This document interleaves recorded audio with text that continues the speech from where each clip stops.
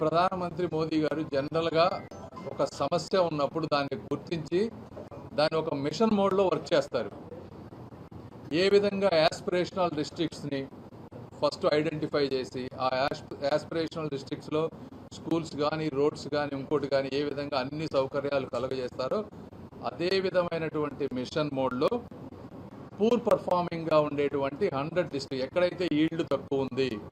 ఒకవేళ ఈల్డ్ ఉన్నా కూడా మార్కెట్ ఆపర్చునిటీస్ లేకుండా రైతులకు మేలు జరగటం లేదో ఇలాంటి 100ని గుర్తుపెట్టి ఎండ్ టు ఎండ్ అంటే సీడ్ క్వాలిటీ నుంచి పెంచడం కానీ లేకపోతే మోడర్న్ ఇరిగేషన్ టెక్నిక్స్ ప్రొవైడ్ చేయటం కానీ సబ్సిడీస్ ద్వారా, తర్వాత వచ్చిన క్రాప్ని ఎఫెక్టివ్ మార్కెటింగ్ లింకేజెస్ చేయటం కానీ ఈ ఎండ్ టు ఎండ్ చేయటంలో ఒక 100 డిస్ట్రిక్ట్స్ని తీసుకున్నారు. దానికి ధన్ ధాన్య కృషి యోజన అని పేరు పెట్టి